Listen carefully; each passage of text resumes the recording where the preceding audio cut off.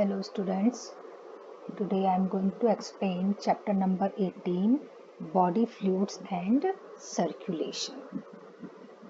Body fluids are the medium of transport of nutrients, oxygen and other important substances in the body.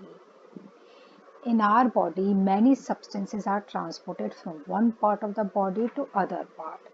So this transportation is taking place by the medium, which is a body fluid. Body fluid is of two types, intracellular fluid and extracellular fluid. Intracellular fluid which is present within the cell and extracellular fluid is in the form of blood, lymph, cerebrospinal fluid. Okay, CSF, cerebrospinal fluid, which is found in the cerebrum. Blood is the most commonly used body fluid in most of the higher organisms. Basically, in all complex organisms, or you can say in higher organisms, blood is the main body fluid which transports the most of the substances.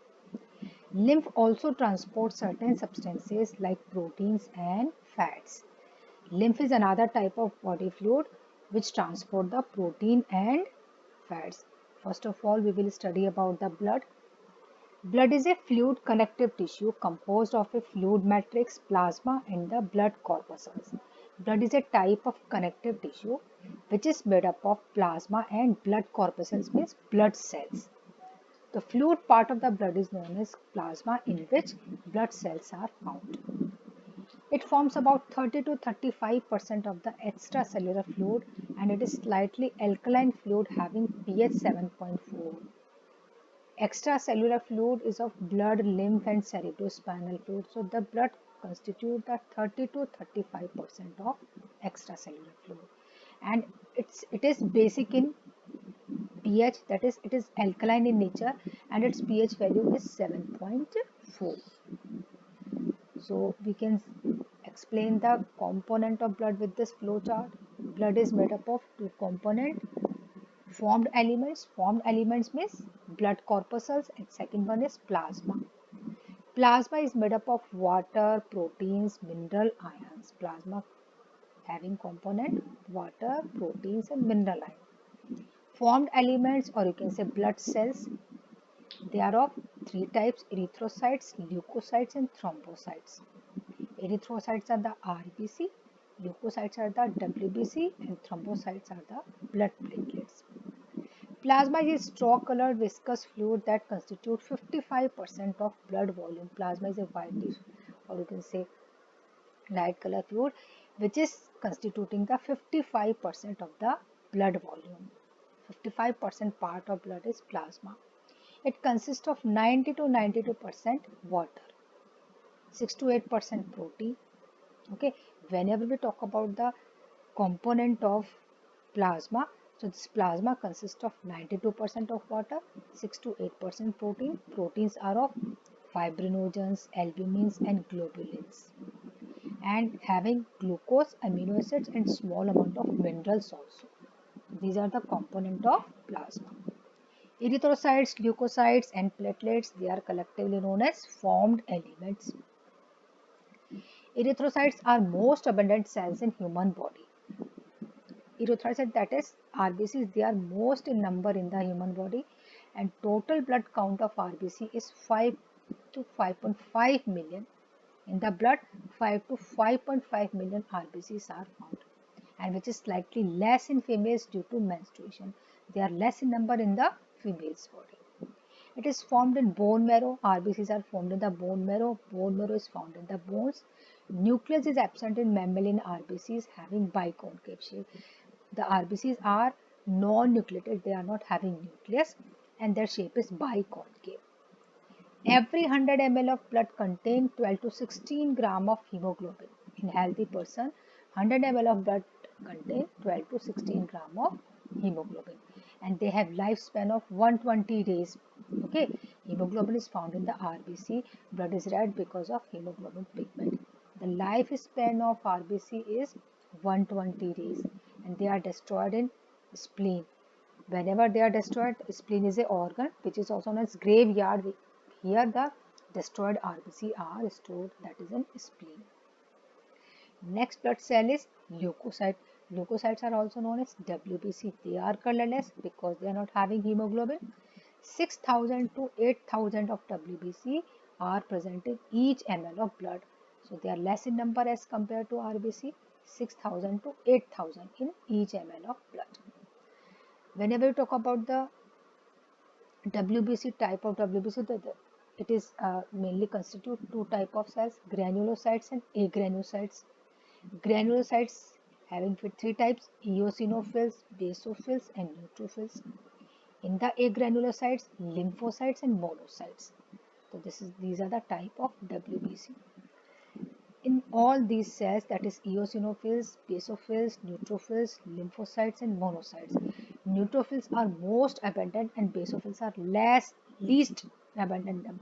Highest number of cells are neutrophils and basophils are less in number, least when we compare to other cells. They are least in number and neutrophils are most in number. Monocytes and neutrophils are phagocytic cells and destroy foreign organisms. Monocytes and neutrophils. Okay, these monocytes and neutrophils, they are phagocytic in nature. Monocytes and neutrophils. We can see these different type of cells here, different type of WBC. Basophils secrete histamine, serotonin and heparin that are involved in inflammatory reactions. Okay, so they secrete this type of substances, histamine, serotonin and heparin. Basophils secrete these and they are involved in the inflammatory reactions. Eosinophils resist infection and allergic reaction. B and T lymphocytes are responsible for immune response of the body. Eosinophils, they are resist for any infection and any allergic reaction. And B lymphocytes and T lymphocytes, these are responsible for the immune responses. Our immune system is because of B and T lymphocytes. So immune system is responding the immunity in the body. These are because of B and T lymphocytes. Thrombocytes or platelets are cell fragments produced from megakaryotes in bone marrow. Thrombocytes are another third type of cells which are also found in the bone marrow. They are produced in the bone marrow. 1,50,000 to 3,50,000 platelets are present in each ml of blood. So platelets are involved in clotting or coagulation of blood in case of injury. When we injure, after sometimes the bleeding is stopped. This is known as clotting. So platelets are involved in the clotting of blood. Clotting is also known as coagulation. Blood groups, as we know that there are 4 types of blood groups are found, and this two main type of grouping are ABO and RH. Okay, so we can see in this table 4 type of blood group: A, B, AB and O. In the A blood group, antigen A is present, the antibody will be anti-B, and it can donate the blood to A donors group. It means it can receive the blood from blood group A and blood group O. Blood group B, it consists of antigen B, antibody will be anti-A, and blood group B and blood group A persons can donate the blood to B blood group persons. AB, AB antigens are A and B, antibodies are not found in the AB, and this AB can receive the blood from AB, A, B and O. O is the fourth blood group, antigens are absent, antibodies are anti-A and B, and it is the donors group.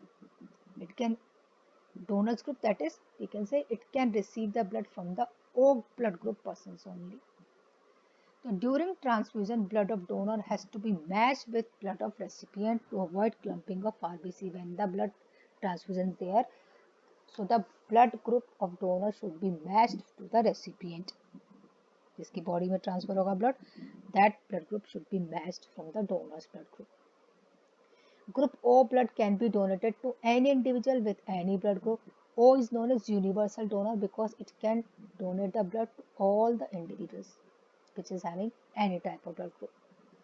Person with AB blood groups can receive blood from any person of any group. AB blood group is known as universal recipient because it can receive the blood group with all the persons which is having any type of group. So AB is the universal recipient and O is the universal donor. Next is in the blood grouping system, RH grouping is also playing important role. RH is another, we can say it is antigen, and it was firstly discovered in rhesus monkey. Okay, it is antigen. The persons which are having RH antigen in their body, they are the RH positive, and those who are not having RH antigen, they are known as RH negative. So we can write like this. This is the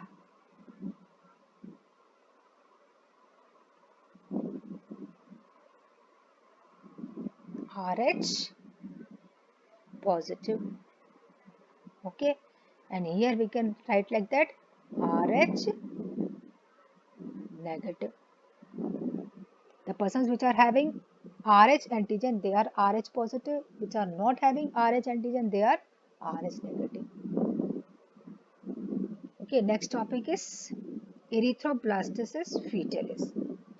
Now, if the father blood is RH positive, okay, and mother blood is RH negative, when the mother is pregnant at that time, the fetus blood will be RH positive. Okay, during the first child delivery, during the delivery of first child, there is a possibility of exposure of mother blood with fetus blood to develop antibodies in mother blood. What happens at the time of first delivery? The mother blood is exposed, or you can say uh, there is a possibility of exposure of mother blood with fetus blood to develop antibodies in mother blood. It means because the fetus is positive, so mother blood will produce antibodies. In the first delivery, the mother blood will have antibodies. Okay, and in subsequent pregnancy, the mother's blood can leak from fetus blood and destroy the fetus RBC. Okay, so in the second issue, the mother is at the time of second pregnancy, because in the first pregnancy the mother have produced the antibodies, and in the second pregnancy the mother blood can leak into fetus blood, and this antibody, this blood can destroy the fetus RBC, and this case is called erythroplastosis fetalis. Okay, the first child will be normal and the second child will be uh, die, or you can say it will having uh, we can say the person may be of, or you can say fetus के लिए lethal होगा. The fetus के क्या होगा, या तो बहुत ज़्यादा एनीमिक हो सकता है, जॉन्डिस हो सकता है, इवन fetus डैमेज भी हो सकता है. That is known as erythroblastosis fetalis. Clear? Now one more topic is here, coagulation of blood clotting. Okay, so what happens in the blood clotting? The bleeding stops whenever we get injured. After sometimes the bleeding stops.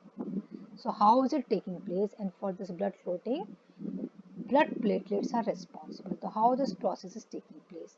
So what happens whenever the tissue is injured, or you can say when there is a cut, it releases thromboplastin. Okay, first of all the thromboplastin releases, and along with calcium ions and proteins. This thromboplastin or calcium ion, it will convert prothrombin kinase into prothrombin. Prothrombin kinase into prothrombin. Okay, these are the enzymes. And this prothrombin will convert into the thrombin. Clear? This thrombin, convert fibrinogen into fibrin, and actually this fibrin is made up of network. This fibrin क्या करता है, ये clot जो होता है, it is made up of network of fibrin. जो भी कहीं भी इंजरी हो जाती है तो उसमें क्लॉट का फॉर्मेशन हो जाता है. वो क्लॉट एक्चुअल में है क्या? It is the network of thread which is known as fibrin.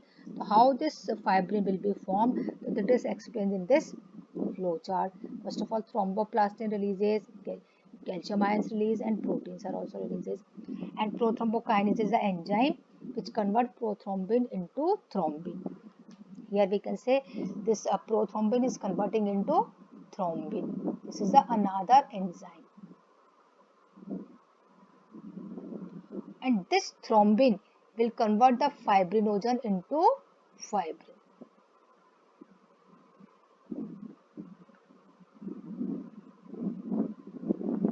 It will convert into fibrinogen into fibrin. This is the prothrombin convert into thrombin.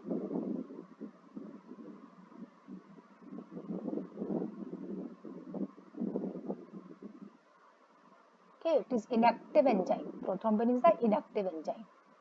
Thrombin. And this thrombin convert fibrinogen into active fibrin. Okay, this thrombin will convert fibrinogen into active fibrin, and this fibrin is actually it collect at the site of injury in the form of network. So this thread is collected in the form of network, and in this way the bleeding is stopped. Okay, so when an injury is caused to a blood vessel, bleeding starts, which is stopped by a process known as blood clotting. An injury or trauma stimulates the platelets in the blood to release certain factors that activate the mechanism of coagulation. Calcium plays important role in the blood clotting. At the time of injury, blood platelets stimulate the certain factors and which actually activate the mechanism of clotting, and in this clotting of blood, the calcium also play important role. Another type of fluid which is flowing in the body, that is lymph. Lymph actually flows in the flow of blood through capillaries, and how this lymph is formed from the blood basically. So during flow of blood through capillaries, some water soluble substances move out in the space between cells of tissue. So from the capillaries blood, the water soluble substances, they come out from the capillaries and they collect in the space between the cells of the tissue, and this fluid released out is called interstitial fluid or tissue fluid, and this fluid which is जो बाहर आ जाता है इसको बोलते हैं it is interstitial or tissue fluid. It is similar to the blood but has fewer blood proteins. इस blood जैसा ही होता है लेकिन इसके अंदर less amount of protein is there, less calcium and phosphorus and high glucose concentration is there. Less amount of calcium, less amount of phosphorus and high amount of glucose concentration is found in the lymph. So in the lymph, RBCs are not found basically. So they are having WBC platelets and they are having some amount of proteins are also less as compared to the blood, less amount of calcium, phosphorus, but it contains high glucose concentration. So it is colorless fluid containing specialized lymphocytes that provide immune response to body. Okay, so this lymph is containing lymphocytes which is also playing important role in the immune responses, and it is colorless because it is not having RBC. Main function of lymph is to provide immunity, carry proteins and fats molecules and transport oxygen, food materials, hormones, etc. Main function of the lymph is immunity. Immunity is ability to fight against the infection. It is immunity is we are having immunity system, immune system which help the body against the infection. Okay, it fight against the germs. So it is lymph which provide the immunity, and this transport the proteins and fats molecules as well as oxygen, food materials and hormones also.